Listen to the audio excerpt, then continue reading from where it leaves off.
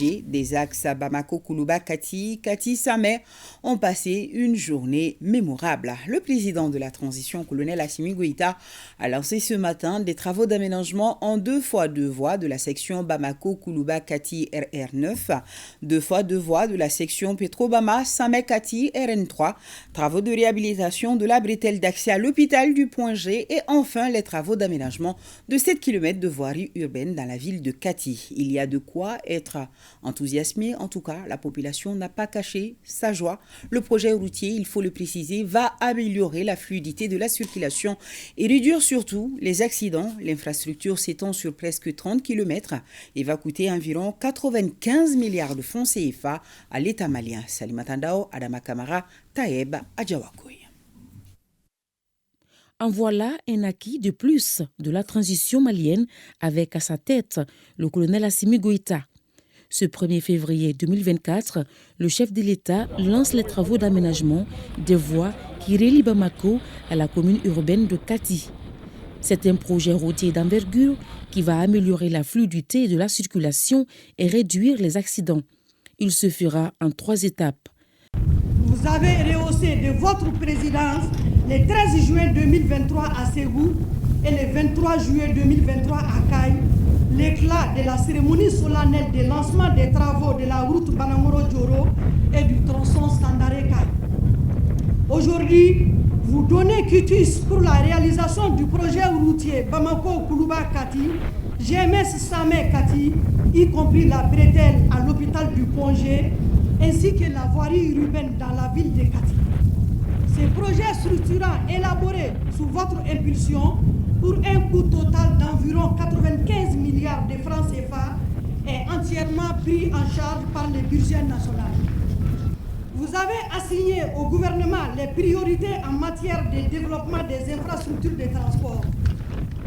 Mon département est résolument engagé, avec l'accompagnement des autres départements ministériels, à trouver les voies et moyens de réaliser les routes et ouvrages d'art afin d'améliorer les conditions de vie des populations. L'élargissement des voies d'accès à Kati et une voirie urbaine de 7 km vont significativement améliorer le niveau de développement de la localité et renforcer la sécurité routière. Ce projet routier est une bénédiction pour la commune. La mairie est enthousiaste. C'est un grand soulagement pour nous, la population de la commune urbaine de Kati. C'est un besoin qui a été tout le temps exprimé. Aujourd'hui, Dieu a donné cette chance au colonel Assimi Goïta d'offrir ces infrastructures structurelles et ces infrastructures routières à la commune urbaine de Kati. Nous ne pouvons que lui dire un grand merci. En 2023, plus de 300 personnes ont été victimes d'accidents sur les routes qui mènent à Kati. 11 ont perdu la vie.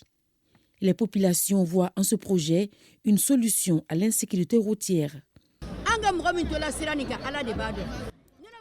Beaucoup de personnes sont mortes sur ces routes. Moi, personnellement, j'ai vécu le décès de l'ami de ma belle-fille. Nous sommes très contents de ce projet routier.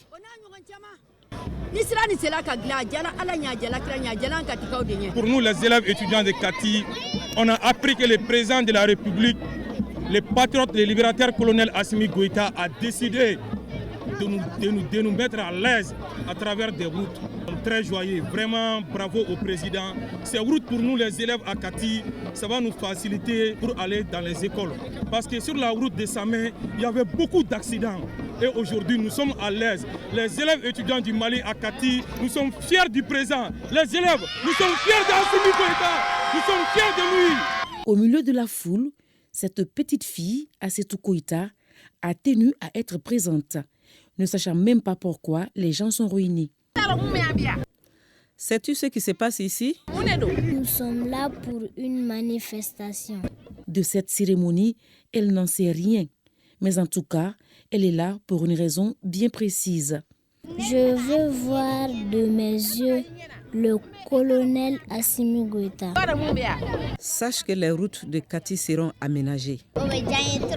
Ce jour est l'un de ceux où les liens se resserrent davantage entre le chef de l'État et son peuple.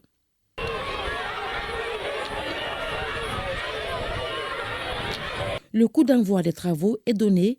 La suite, c'est l'exécution du projet. Les travaux peuvent se faire sous trafic. Donc on va travailler sur un côté, l'autre côté les gens vont se faire dessus. Voilà. On peut aussi faire des dégagements aussi, en cas de besoin aussi. Il n'y a pas de souci à se faire par rapport à ce projet-là. Et seulement nous voulons voir que les populations accompagnent ce projet-là. Les populations s'approprient ce projet-là. Parce que c'est pour eux ce projet, c'est leur impôt qui nous a permis de faire ce projet-là. Donc il faut que ça s'appuie ce projet et qu'ils nous accompagnent pour qu'on n'ait pas de problème par rapport à la mise en œuvre des travaux. Les présents projets routiers visent spécifiquement les objectifs ci-après.